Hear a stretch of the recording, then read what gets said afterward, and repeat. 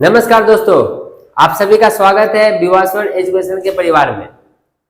जैसा कि हम लोग का सफर चल रहा है वर्ल्ड हिस्ट्री में, जिसमें कि इससे पहले वाले लेक्चर में हम लोगों ने देखा कि वर्ल्ड हिस्ट्री के एक वर्ड रेनेसांस, जो बहुत ही आम तौर पर हम लोग रियल लाइफ में भी यूज करते हैं और कहीं कहीं पर सरकास्टिक टोन में भी यूज करते हैं। इसका एक्चुअल मतलब क्या है? लेकिन आज जो अपने पास टॉपिक होने जा रही है वह होगी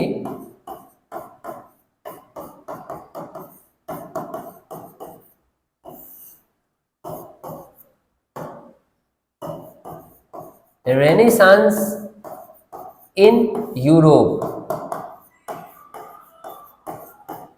कि यूरोप में रेनेसांस का मतलब क्या है।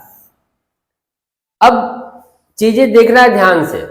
रेनेसांस का मतलब अलग है और रेनेसांस इन यूरोप में मतलब क्या है, क्योंकि पिछले लेक्चर में हम लोगों ने इसको बड़ा अच्छे से क्लेरिफाई कर लिया था। इससे पहले कि मैं वीडियो चालू करूं, उससे पहले मैं आपको थोड़ी सी बात बता देता हूं कि इस पूरे वीडियो का लेक्चर जो इसका पीडीएफ सीट है with some PYQ that is relevant for UPSC CSC prelims as well as mains paper, आपको हमारे टेलीग्राम चैनल में मिल जाएगा। तो आप इस वीडियो लेक्चर के कंप्लीट होने के बाद ये लगभग आपको 9 अगस्त में अपलोड हो जाएगी, तो आप उसको जाकर जरूर देखें और उसके नोट्स से आपको बहुत ज़्यादा मदद मिलेगी। लेकिन अभी हम लोग समझेंगे हर एक टॉपिक को।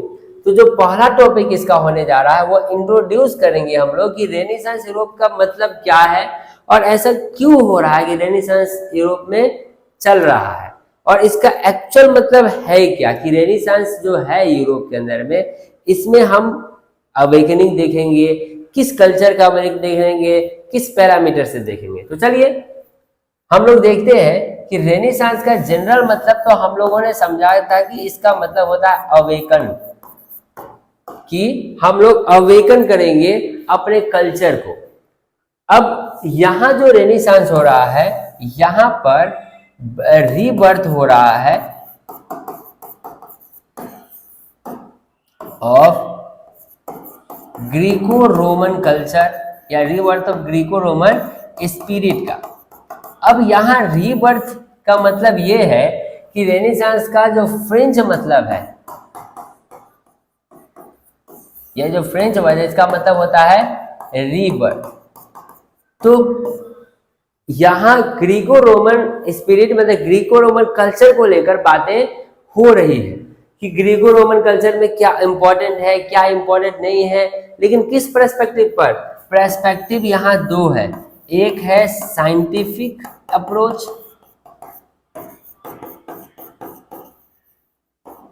और एक है आर्ट एंड लेटर्स या कल्चर भी हम बोल सकते हैं, ठीक है, इन ह्यूमनिज्म। एक साइंटिफिक अप्रोच से बातें हो रही है, ग्रीको रोमन कल्चर के स्पिरिट को बढ़ाया जा रहा है on the basis of scientific approach.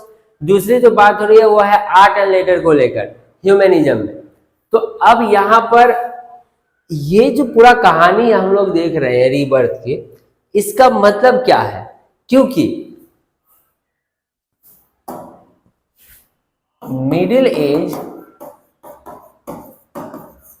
और मॉडर्न एज, इनके बीच का जो पीरियड हुआ, ये कोई एग्जैक्ट नहीं बता सकता कि इसके बीच का पीरियड कौन सा पीरियड है। क्योंकि जब भी कोई चीज चेंज होता है, मेडिवल जैसे हम लोग का मेडिवल पीरियड से जो मॉडर्न पीरियड में हम लोगों ने चेंज किया है, वहां कोई एग्जैक्टली ये नहीं बता सकता कि इस ईयर में चेंज हुआ होगा। चेंज हमेशा एक लॉन्ग प्रोसेस रहता है और वो चेंज जब होता है तो उसमें कुछ ना कुछ इंपॉर्टेंट घटना भी होती है, जिसे हम जनरली लैंडमार्क भी बोलते हैं। तो मिडिल एज से मॉडर्न एज के बीच का मानना यह है, इसी बीच में जन्म हो रहा है एज ऑफ रेनेसांस। लेकिन यहां कुछ अलग अलग हिस्टोरियंस है, इन्होंने कुछ हिस्टोरियंस का यह मानना है कि जो मिडिल एज है उससे डार्क एज के नाम से जानते हैं। Dark age in the sense, इसका मतलब यहाँ पर बहुत सारी ऐसी घटनाएं हुई है जो इनह्यूमन घटना है, जो ह्यूमन के अस्तित्व को खत्म कर सकती है, या ऐसी घटना जिन्होंने वर्ल्ड को हमेशा से प्रभावित किया है। और जब डार्क एज से ट्रांजिशन हुआ न्यू एज का, तो इसके लिए आया क्या, रेनेसांस। ये कुछ लोग, किसी लोग का, मतलब बहुत सारे लोगों का ये मानना है, बहुत सारे हिस्टोरियंस का ये मानना है। लेकिन क्या डार्क एज कहना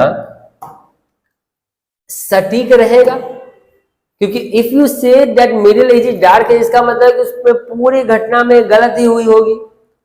लेकिन आप जब किसी भी पीरियड में जाकर झांकते हैं तो वहां देखते हैं कि कुछ अच्छा है तो कुछ खराब भी है।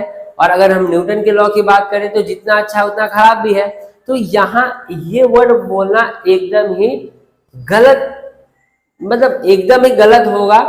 अगर हम किसी दूसरे हिस्टोरियंस के हिसाब से देखें तो बहुत सारे हिस्टोरियंस का यह मानना है कि नहीं, ये डार्क एज नहीं है, बल्कि यह एक कुछ इवेंट्स हैं जिन्होंने एक माहौल बनाया, जिन्होंने एक ऐसा सिचुएशन क्रिएट किया जिससे जरूरत पड़ी इस एज से इस एज में के बीच में ट्रांजिशनल पीरियड, वो क्या है, रेनेसांस के। तो एक सबसे जो इंपॉर्टेंट इवेंट है वो है 1453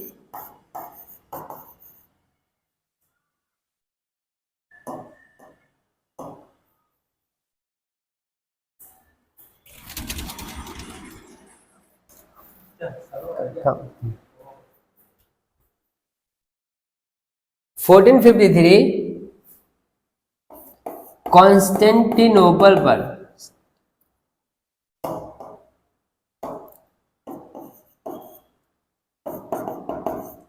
कॉन्स्टेंटिनोपल पर कैप्चर किसके द्वारा, ऑटोमन एम्पायर के द्वारा। अब कॉन्स्टेंटिनोपल एक बहुत ही इंपॉर्टेंट हिस्सा रहा है वर्ल्ड ट्रेड के लिए। जैसे ही उस पर कब्जा हुआ ऑटोमन एम्पायर का, पूरा एम्पायर चेंज हो गया। एम्पायर चेंज होने का मतलब ट्रेड पर बहुत बड़ा असर पड़ा। अब जैसे ही ट्रेड पर असर पड़ेगा तो आपको दिखने को मिलेगा नए नए चीजें, नए नए अवेकनिंग, और वहीं से देखने को हम लोग को क्या मिलता है, बहुत सारी घटना। तो इस घटना ने जन्म दिया बहुत सारे फैक्टर्स को, जिससे कि मिडिल एज और डार्क मॉडर्न एज के बीच में हम लोग को ये देखने को क्या मिलता है, रेनेसांस का एज। लेकिन यह ऑफिशियली ये बोला जाता है कि यह चालू हुआ इटली से और फिर स्प्रेड करता है वेस्टर्न यूरोप में। अब ऐसा क्यों, आप जरा थोड़ा मैप को देखें, क्योंकि हम लोगों ने पहले ये डिसाइड किया भी था कि अगर हम मैप को अच्छे से समझेंगे तभी जाके हम चीजों को, वर्ल्ड को कनेक्ट कर पाएंगे वर्ल्ड हिस्ट्री के लिए। देखिए, अगर आप देखते हैं इटली ये, और अगर आप देखते हैं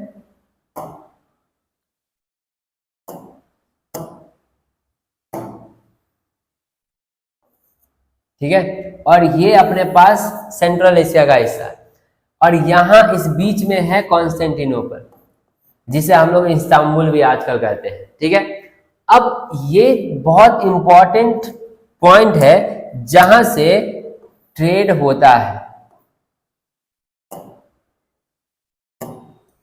ये बहुत इंपॉर्टेंट पॉइंट है, क्योंकि ट्रेड क्या करता है, यहां से होता है। अब यहां पर जैसे एम्पायर चेंज होता है तो ऑब्वियस सी बात है ट्रेड पर इन्फ्लुएंस करेगा। अब ये जो इटली है ये ऑलरेडी क्या कर रहा है, इसने बहुत प्रॉफिट लिया है इस ट्रेड में। तो ऑब्वियस सी बात है जब ट्रेड चल रहा होगा उस समय जो इटली के पास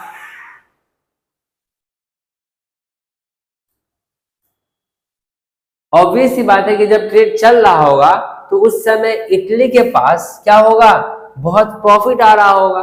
अब जब इतना ह्यूज प्रॉफिट आ रहा होगा, इसका मतलब इनसे जो वहां पर कॉन्स्टेंटिनोपल पर बैठे हैं उनसे अच्छा कनेक्शन है। यहाँ का जो मर्चेंट्स है, यहाँ के जो क्या फिलोसफर्स है, यहाँ के जो स्कॉलर्स हैं, इनका बहुत अच्छा कनेक्शन होगा। तो जैसे ही यहाँ पर एम्पायर चेंज हुआ, अब यहाँ के मर्चेंट्स या यहाँ के स्कॉलर्स, यहाँ के ट्रेडर्स क्या करेंगे, माइग्रेट करेंगे। तो इन्होंने क्या किया, अपने सबसे बढ़िया जगह को सिलेक्ट किया, वो रहा इटली। और जब ये दोनों वहां पर मिले तो इसीलिए यहाँ जन्म होता है कौन से कल्चर का, मतलब रीबर्थ जब हम लोग बोलते हैं ग्रीको रोमन कल्चर क्या रीबर्थ या प्रमोट किया जाता है। Scientific approach plus art and later, art and culture जो हम देखते हैं, साइंटिफिक अप्रोच जो हम लोगों ने देखा और आर्ट एंड लेटर, जिससे कि एक जागरूकता पैदा हो लोगों में और यहाँ के लोग क्या कर सके, कुछ ना कुछ नया सोच सके। तो यहीं से कहानी क्या हो रही है, शुरुआत हो रही है। अब अपने हम दूसरे लेक्चर में हम समझेंगे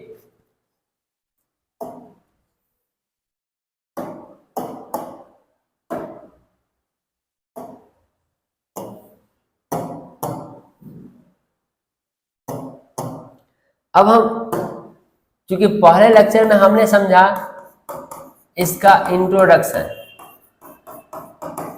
कि रेनेसांस से लोग हो क्यों रहा है, ऐसा क्या हुआ जो रेनेसांस हुआ, हम लोगों ने अच्छे से समझ लिया इस चीज को।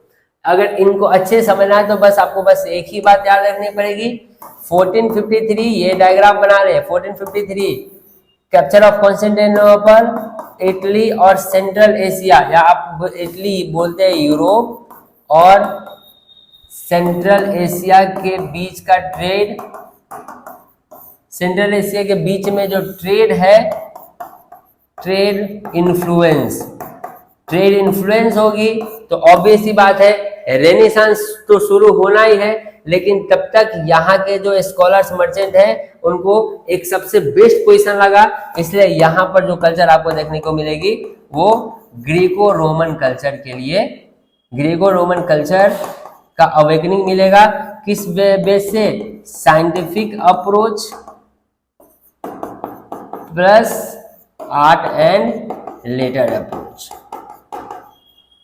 ठीक है, तो अब हम ये अपने नेक्स्ट लेक्चर में हम ये समझेंगे कि इनके और क्या क्या फैक्टर्स हुए, क्योंकि एक बात तो अपने पास क्लियर हो गई कि 1453 में ये एक बड़ा रोल प्ले किया, लेकिन अब इसके अलावा भी और कुछ फैक्टर्स है, तो हम अपने नेक्स्ट लेक्चर में ये समझेंगे कि कि रेनेसांस के लिए और क्या फैक्टर्स हमारे पास इंपॉर्टेंट रही है। और आप इस पूरे सीरीज को बड़े ही प्यार से, बड़े ही मस्ती से और बड़े ही ध्यान से देखें, क्योंकि मैं आपको ये एश्योर कर सकता हूं कि ये सीरीज कंप्लीट होने के बाद, जो बहुत जल्दी कंप्लीट होगा, इसके बाद जब आप करेंट अफेयर्स पढ़ेंगे या करेंट इश्यूज को समझेंगे, खासकर यूपीएससी सीएससी के स्टूडेंट या यूपीएससी एनडीए के स्टूडेंट जब समझेंगे तो ज्यादा कनेक्टेड कर पाएंगे और जिनसे चीजें ज्यादा याद रहेगी। दूसरी बात, जो सीएससी के स्टूडेंट जिन्होंने मेंस दिया है या जो मेंस देंगे, तो उनके लिए बहुत इंपॉर्टेंट होने जा रही है, क्योंकि वर्ल्ड हिस्ट्री ऑलरेडी एक इंपॉर्टेंट पार्ट है मेंस पेपर का, और इसमें अगर आपको राइटिंग बहुत अच्छा चाहिए तो you have to know about world, otherwise if you don't know या if you know less about these things you may confuse a little bit sometime. तो अब कोई बात ऐसा नहीं है कि इसके बिना एकदम ही नहीं लिख पाएंगे, लेकिन जब आप वर्ल्ड हिस्ट्री को समझेंगे तो आपकी जो राइटिंग होगी और बूस्टअप हो जाएगी। तो इस उम्मीद के साथ कि आप लोग इसे देखेंगे और खुद भी आप इसका स्टडी करेंगे, साथ ही साथ हम लोग अपने टेलीग्राम चैनल पर भी नोट्स आपको दे देंगे, आप वहां से भी स्टडी कर सकते हैं विद सम रेलेवेंट पीवाईक्यू। कुछ पीवाईक्यू हम लोग साथ में भी करेंगे after completing topic, full topic, ये एक टॉपिक का सब टॉपिक है, तो उसके बाद आप चीजें ज्यादा कनेक्ट कर पाएंगे। तो चलिए इस उम्मीद के साथ कि आप लोग इसका बहुत ज्यादा मजा ले रहे होंगे और बहुत अच्छा सीख रहे होंगे, हम लोग मिलते हैं नए वीडियो में, तब तक के लिए जय हिंद, जय Bharat. Thank you for learning with Vivas One Educational Foundation. For contents like this, follow us on Facebook and Instagram today.